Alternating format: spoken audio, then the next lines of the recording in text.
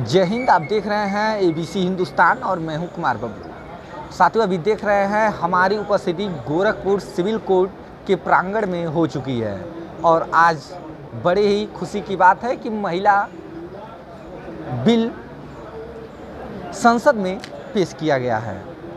इस बिल में क्या है, इन सभी तमाम मुद्दों पे हम बातचीत करेंगे। हमारे साथ मौजूद है गोरखपुर सिविल कोर्ट के माने जाने अधिवक्ता मनीष द्विवेदी सर। सर, बहुत बहुत स्वागत है आपका एबीसी हिंदुस्तान न्यूज़ चैनल में। आपका भी धन्यवाद। आपके सभी दर्शकों को नमस्कार।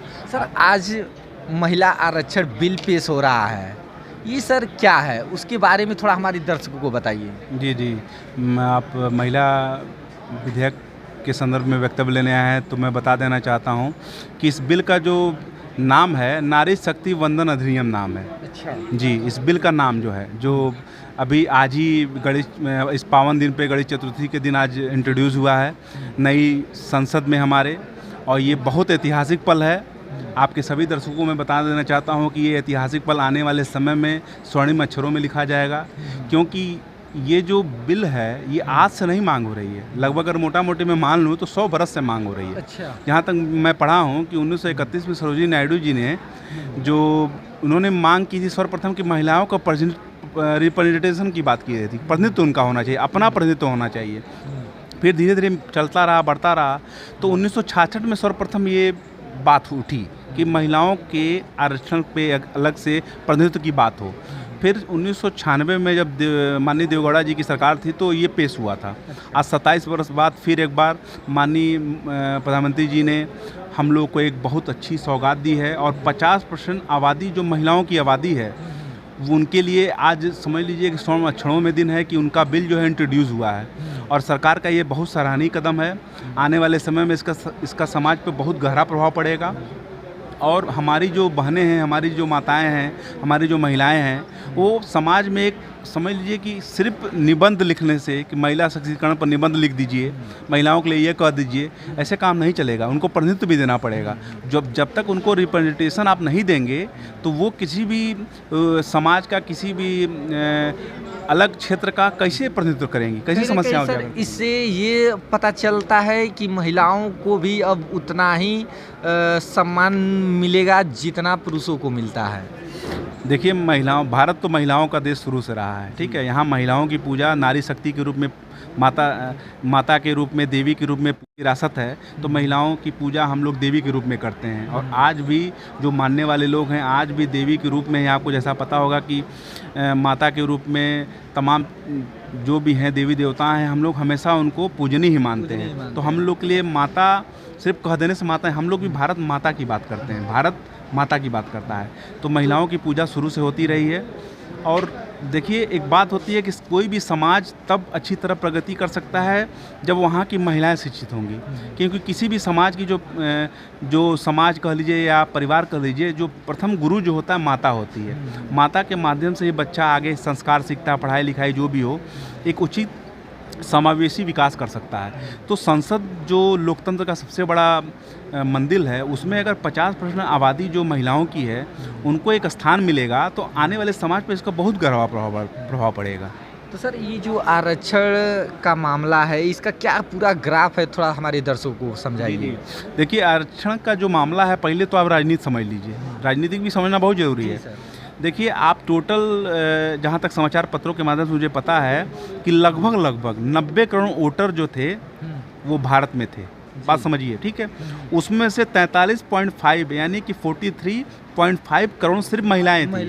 अब सोच लीजिए आप कि कितना बड़ा प्रभाव डालेंगे, ठीक है। और उसमें भी जो पिछला डाटा जो जहाँ तक मुझे पता चला है 2019 में बीजेपी गवर्नमेंट को 36% महिलाओं ने वोट दिया था। तो उनके लिए भी ये मास्टर स्ट्रोक है। मैं कहीं से भी ये नहीं कहूँगा कि हर पार्टियाँ राजनीति करने आई हैं, ठीक है, कोई दूध की धुली नहीं है। उनको राजनीति करना ही आई हैं, वो राजनीति करना ही उनका पेशा है, ठीक है। तो अगर ये राजनीति के तहत भी प्रेरित हुआ है, जैसा कि जो भी हो, लेकिन हम कह रहे हैं कोई चीज़ अगर अच्छी हो रही है राजनीति के तहत मान लीजिए, तो उसको अच्छा कहने में क्या हर्ज है। कहीं ना कहीं तो हमको जो 50% आबादी है उनको प्रतिनिधित्व की बात हो रही है, रिप्रेजेंटेशन की बात हो रही है, तो हमको बस अच्छा देखिए कि अच्छा क्या हो रहा है, ठीक है। तो ये होना बहुत ज़रूरी है। जैसा कि आपको पिछले पता है 2019 में लोकसभा चुनाव से पहले 10% सवर्ण आरक्षण की बात की गई थी। देखिए वही मांग हो रही थी कि सवर्णों को आरक्षण जो है, आरक्षण आर्थिक आधार पर मिले। 10% उनको आरक्षण मिला, ESW कैटेगरी में हुआ है, उससे बहुत से लोगों को लाभ हुआ। सवर्ण होने का मतलब ये थोड़ा है कि वो जन्मजात राजा हो गए। ठीक है, मैं मान रहा हूँ कि उनको समय मिला, वो आगे बढ़े, अपना जो भी हुआ, लेकिन आज भी कुछ सवर्ण ऐसे हैं जो आर्थिक रूप से तंगी से ढूंढ हैं। उनके लिए 10% आरक्षण बहुत बड़ी चीज़ थी। बहरहाल हम अपने मुद्दे पर हैं। महिला आरक्षण बिल आने वाले समाज में बहुत गहरा प्रभाव डालेगा और आने वाले समय में आप देखिएगा जब महिलाएं जाएंगी संसद में, क्योंकि उनका एक रिजर्व कोटा है। अब मैं जहां तक आप बात किए हैं, मौजूदा लोकसभा में ये 82 की संख्या है महिलाओं की जी, और जब ये पारित हो जाएगा विधेयक तो उस समय 181 हो जाएगा, यानी 181 जो है महिलाओं के लिए रिजर्व हो जाएगा। अच्छा। मौजूदा समय में 543 यानी 543 संख्या है टोटल संख्या सदस्यों की जी।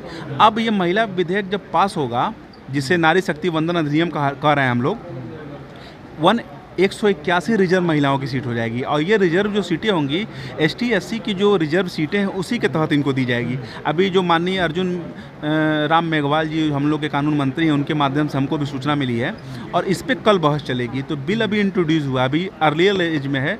आने वाले समय में देखिए, जहाँ तक मुझे पूर्ण विश्वास है कि इस बिल को पारित करा लिया जाएगा और आने वाले समय में इसका बहुत गहरा प्रभाव पड़ेगा।